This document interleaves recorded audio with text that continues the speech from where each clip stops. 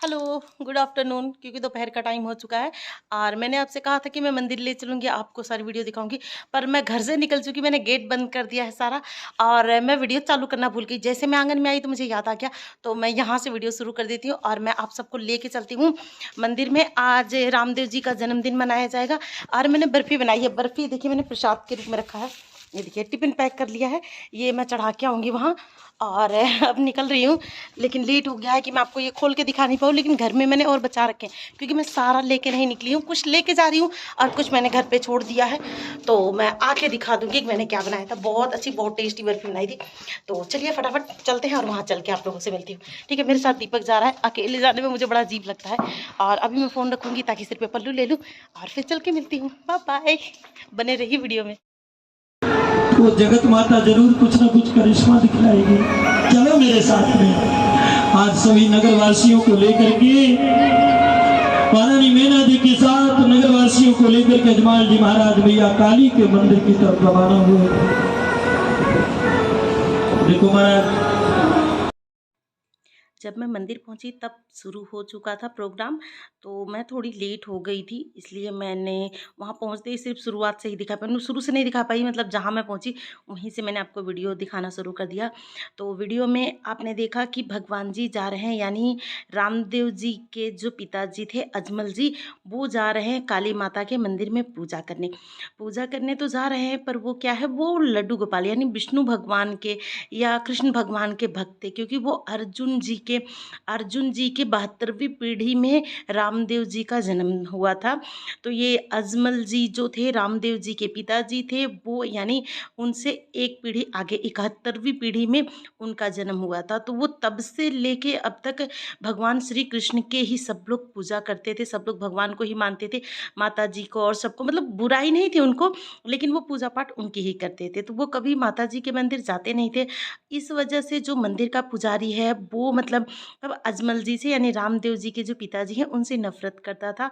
तो उन्हें अच्छा नहीं लगता था, मतलब राजा हैं, अगर वो मंदिर जाते तो सब लोग मंदिर जाते, सब मंदिर की मान्यता बढ़ती, उनको अच्छी दक्षिणा वगैरह मिलती, तो वो खुश होते। लेकिन वो जाते ही नहीं थे क्योंकि वो भगवान श्री कृष्ण के भक्त थे। लेकिन जब उनको किसी ने कहा माता की पूजा करने के लिए, तब वो मंदिर पहुंचे। फिर पुजारी जी एकदम भड़क गए, बहुत ज़्यादा गुस्से में आ गए और उन्होंने राजा को अपने मंदिर में घुसने से बिल्कुल मना कर दिया। बहुत गुस्सा किया, बहुत धमकाया, डांटा, बोला उनको आप हमारे मंदिर में नहीं घुस सकते, ये मंदिर हमने बनवाया है, अपने दम पे बनवाया है, ऐसा सब। देर भाई बड़ी देर भाई, इतनी न देर लगाया करो, दया करो माँ दया करो, अब तो मुझे पर गया। मंदिर पहुंच के उन्होंने बहुत ही प्यारा भजन गाया जो आपने सुना, पर बीच में से मैंने हटा दिया कॉपीराइट के डर से। माँ तो माँ होती है, चाहे मंदिर में बैठी माँ हो या घर में अपने बच्चों को हर तरह से सुख देने वाली वो माँ हो। माँ अपने बच्चों को कभी रोता हुआ देख ही नहीं सकती। हे जगत जननी, हे परम्बा, हे सारे संसार को उत्पन्न करने वाली, हे जगत धात्री, मेरी रक्षा करो।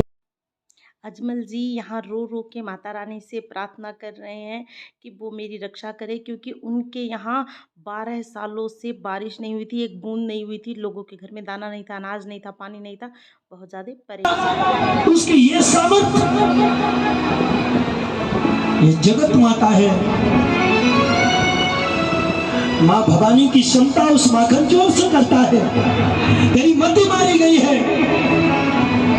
अजमाल जी ने कहा महाराज, यदि मैंने माँ काली के अंदर अपने श्री कृष्ण को दिखा दिया तो कुंभेश्वर कहने लगा ऐसा हो ही नहीं सकता, और अगर हो गया तो मैं भी तेरे उस माखन चोर का भक्त बन जाऊंगा। अजमाल जी ने कहा तो ठीक है महाराज। पुजारी जी के कहने पर उनका दिल बहुत ज़्यादा दुख गया, यानी अजमल जी का बहुत ज़्यादा दिल दुखा। तो उन्होंने भगवान श्री कृष्ण से रो रो कर प्रार्थना किया। और आप सब जानते हैं कि भगवान अपने भक्तों से कभी नाराज़ नहीं होते, जैसे हमारे माँ बाप हमसे नाराज़ नहीं होते, वैसे ही भगवान हमसे कभी नाराज़ नहीं होते। वो हमारे हर दुख, हर तकलीफ़, हर परेशानी में हमारे साथ खड़े होते हैं। बस हमें एक बार उन्हें दिल से पुकारने की ज़रूरत होती है और ठीक वैसा ही किया। जब अजमल जी ने रो-रो के भगवान को पुकारना शुरू किया, भगवान जी को बुलाना शुरू किया, तो भगवान जी को भी आना पड़ा, क्योंकि अब उनके भक्त के लाज की बात आ चुकी थी, भक्त के इज़्ज़त की बात आ चुकी थी। इसलिए भगवान श्री कृष्ण को स्वयं यहाँ माता जी के मंदिर में आना पड़ा और बहुत अच्छी छवि दिखाई उन लोगों ने। एक तरफ भगवान कृष्ण थे, एक तरफ माता काली, दोनों ही खड़ी थी। दोनों को मतलब खड़ा कर रखा था और एक तरफ टर्न होते तो भगवान कृष्ण के दर्शन होते और दूसरी तरफ टर्न हो जाते तो माता काली के दर्शन होते। और इसी तरह ये मतलब दिखा रहे हैं पूरे सीरियल को, पूरे मतलब जो भी भगवान जी का चरित्र था, जैसे-जैसे उस टाइम घटना घट रही थी, वो सब हमें नाटक के माध्यम से दिखाया जा रहा था, बताया जा रहा था। तो अद्भुत छवि थी, बहुत सुंदर लगा, बहुत सुंदर। पर गिरने लगे, लेकिन अजमल जी ने रोक लिया, नहीं भगवान, आप ब्राह्मण हैं, मैं क्षत्रिय हूँ, महाराज आप मेरे पूजनीय हैं। भगवान तेज हवा चल रही है,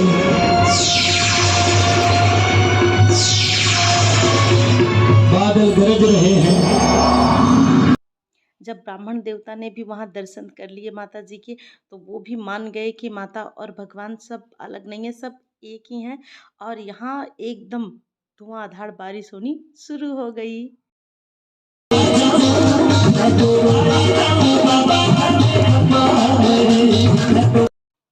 और बारिश आने पर सब लोगों ने खूब जम के डांस किया, एकदम बहुत अच्छा माहौल बना दिया था, बहुत खुशी। अगर कहीं मतलब 10-12 साल से बारिश ना हो तो कितनी मुश्किल हो जाती है। तो मतलब ऐसा ही कुछ सीन चल रहा था, ऐसा ही दिखा रहे थे, सब लोग मारे खुशी के नाच रहे थे।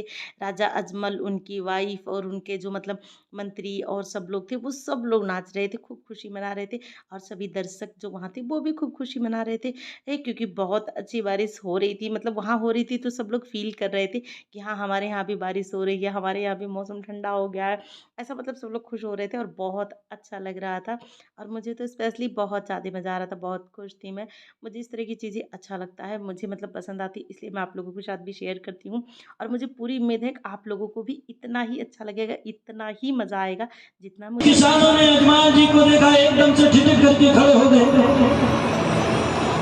और अपने हर बैलों को वहीं छोड़ दिया और अपना माथा ठोकने लगे, हे भगवान आज ये क्या हुआ, आज तो अनर्थ हो गया। क्योंकि शुभ समय जाते समय आज ये बांझड़ा राजा के दर्शन हो गए, निसंतान राजा के दर्शन हो गए। हम सोचते हैं हम दुखी हैं, लेकिन देखो हमारी धरती पे आए भगवान ने भी कितना कितना दुख झेला है। ये राजा अजमल जी हैं, राजा हैं अपने राज्य के, और उनके यहाँ पुत्र नहीं था, उनके बेटा नहीं था, इसलिए उनकी प्रजा जो उनके यहाँ के लोग थे, उन लोगों ने उनका मुंह देख लिया सुबह सुबह, क्योंकि वो खेत में पानी आने की वजह से बीज बोने जा रहे थे, बहुत खुश थे।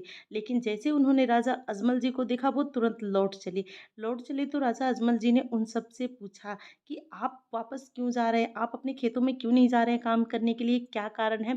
तो उन लोगों ने मना किया, नहीं महाराज जी, हम आपको नहीं बता सकते, आप मत पूछिए। बहुत मतलब राजा जी रिक्वेस्ट करने लगे, पर वो प्रजा थी, ये राजा थे, तो वो डर भी रहे थे कहीं ऐसा ना हो राजा उन्हें कोई सज़ा दे दे, कोई दंड दे दे, ऐसा सब कुछ था। पर उनके बार-बार रिक्वेस्ट करने पर, बहुत ज़्यादा बोलने पर, फिर उन्होंने राजा जी ने उन सभी सेवक मतलब जो लोग थे, उन सबको वचन दिया कि हम आपको कोई सज़ा नहीं देंगे। तब जाके उन्होंने बोला। आज महाराज को जब इस तरह से बेटे देखा तो नगरवासी घुटनों के बल बैठ गए, कहा महाराज ऐसे में तो मुझे क्षमा कर देना अंदाता। उन सभी लोगों ने राजा को बोल दिया था कि आप एक निर्वंशी राजा हैं और आपका मुँह देखने से पाप हो गया है। आपका मुँह देख के हम कोई शुभ काम नहीं कर सकते। आपका मुख देख लिया, इसलिए अब हम सब वापस लौट के जा रहे। राजा को ये सुनते ही हमारे टाइप में कह दे तो हार्ट अटैक वाली फीलिंग आने लगी। राजा तुरंत वहीं अपने सीने को पकड़ के धरती पर ही बैठ गए और रोने लगे बहुत। मतलब किसी को भी दर्द होगा, सोचो हमें कोई बोले तो कितनी तकलीफ़ होती है। मैं इस चीज़ को बहुत अच्छे से समझ सकती हूँ। तो बस वही हाल राजा जी का था और सब लोग बोल के हाथ पैर जोड़ा, माफ़ी मांगा और सब अपने अपने घर को लौट गए। कोई खेत में काम करने नहीं गया। और जबकि बारिश की वजह से सब लोग जा रहे थे खेत में बाजरा बोने, जो भी मतलब बाजरा ही बोते हैं, हरियाणा राजस्थान में तो बाजरा ही था, तो बाजरा बोते। राजा भी रोते धोते अपने महल में जा पहुँचे और महल में पहुँचकर वो एकदम बीच आंगन में ही पड़ गए और रोने लगे जोर जोर से। लेकिन ऐसा तो नहीं है कि इस समस्या का कोई समाधान ना हो। घर में उनकी पत्नी उनका इंतज़ार कर रही थी कि आएँगे तो हम पूजा करेंगे साथ में। पर उनकी पत्नी से दासी ने कहा कि राजा महल में ऐसे रो रहे हैं, तो रानी भागती हुई राजा के पास आई। राजा ने कहा, रानी आप मुझ पे एक एहसान करो, मेरे लिए एक काम करो। पत्नी के लिए पति का हुक्म आदेश होता है, कोई रिक्वेस्ट नहीं होती है, तो वैसा ही कुछ था। तो उन्होंने कहा, आप बोलिए मैं क्या कर सकती हूँ? तो उन्होंने कहा कि आप हमारे लिए विष ले आओ, यानी कि ज़हर ले आओ, पॉइज़न ले आओ और हम खा के मर जाते, हम नहीं जी सकते।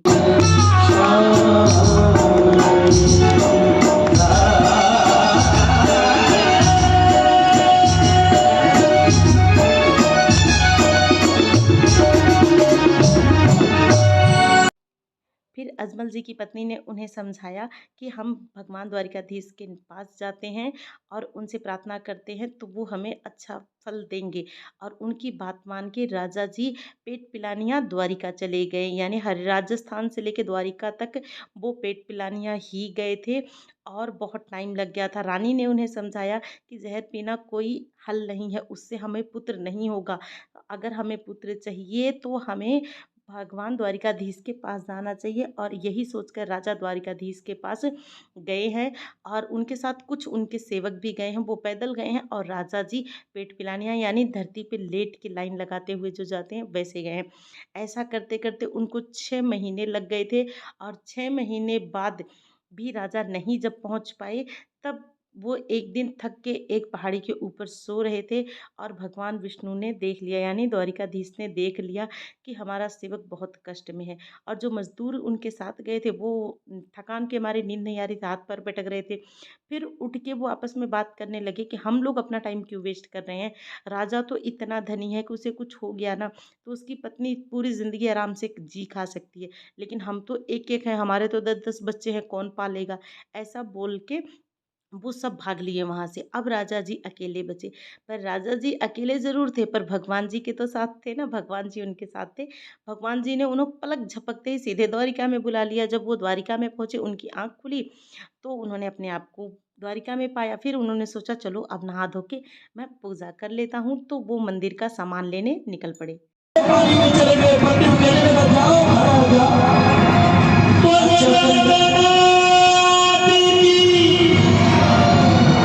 बोलो कृष्ण कन्हैया की जय।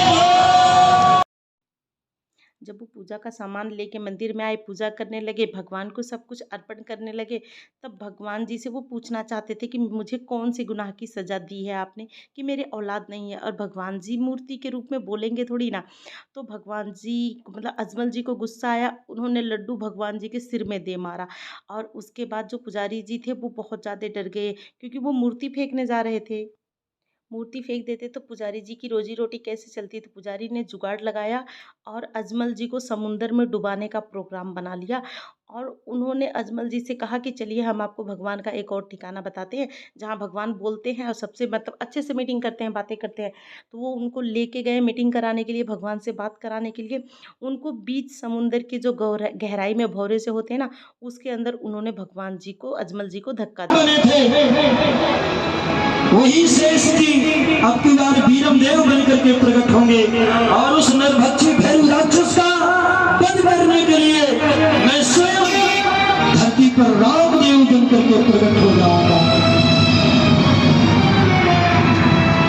भगवान जी ने कहा महाराज कब आओगे, अब इतना सब कुछ दे रहे हो तो ये शंका का भी समाधान कर दो। पर भगवान तो भगवान है। भगवान ने अपने भक्त अजमल जी को बचा भी लिया और उन्हें वरदान दिया कि हम आपके घर पुत्र रूप में आएंगे और हम भादुए की दूज को आएंगे। और जब हम आएंगे तब पानी का दूध बन जाएगा और कुमकुम वाले पैर आपके घर में छप जाएंगे।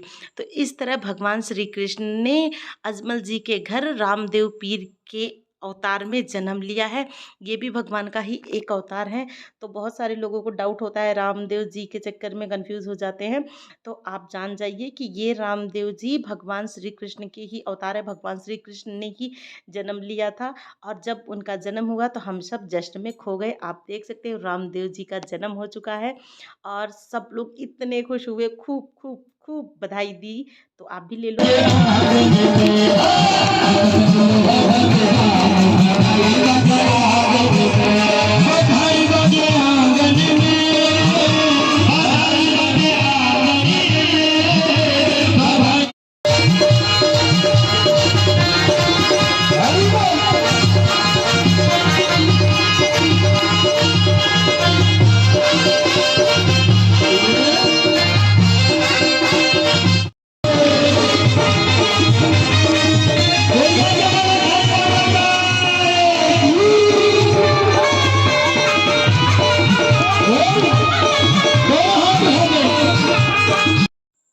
तो रामदेव जी के जन्म की आप सबको भी बहुत बहुत बहुत बधाई हो। आई होप आप सबको वीडियो अच्छी लगी होगी।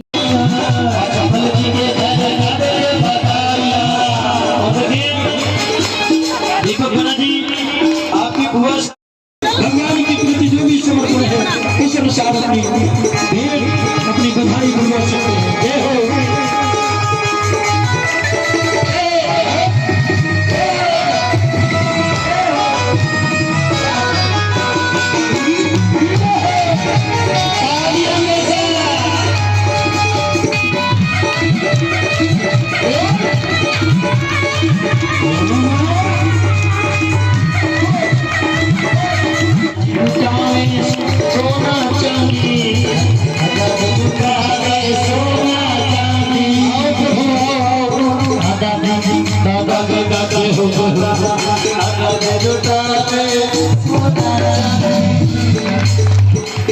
ये हमारे श्रीमान जी महेंद्र सिंह जी की तरफ से 21 रुपए भगवान की बधाई। एक बार जोरदार तालियां। जय हो जय हो जय हो रामाधरी।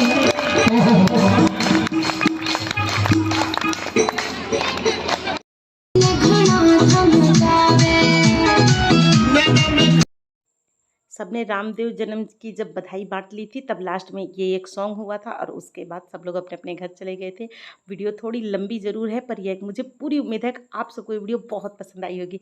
अगर आप सबको ये वीडियो अच्छी लगी और मेरे समझाने से आपको समझ में आया मैं क्या समझाना चाहती हूँ या मुझसे कोई गलती हो गई हो तो प्लीज़ आप लोग मुझे कमेंट करके ज़रूर बताएं कि आप सबको ये वीडियो कैसी लगी। अगर आप सबको ये वीडियो अच्छी लगी है तो प्लीज़ आप लोग मुझे कमेंट करके ज़रूर बताएं। मुझे बहुत अच्छा लगेगा, बहुत खुशी महसूस होगी और मेरी तरफ से मैं पूरी कोशिश करती हूँ कि मैं आप सबको वीडियो अच्छे से दिखा सकूँ, समझा सकूँ, बता सकूँ। बट है ना, थोड़ा-सा होता है, अपने अपने देखने से क्या होता है, मैं सोचती हूँ अच्छा है, पर हो सकता है कुछ मिस्टेक हो जाती हो। अगर हो जाती है तो भी आप लोग मुझे कमेंट करके बताया कीजिए ताकि मैं उस गलती को दोबारा ना करूँ और बेहतर से बेहतरीन कर सकूँ। नहीं तो चलिए फिर मिलती हूँ नेक्स्ट वीडियो ब्लॉग में। अगर ये वीडियो आप लोगों को पसंद आई है तो प्लीज़ से प्लीज़ चैनल को लाइक, शेयर और सब्सक्राइब करके जाइएगा और वीडियो पूरा देखने के लिए आप सबका दिल से बहुत-बहुत धन्यवाद। बाबा रामदेव जी की कृपा आप सब पर बनी रहे।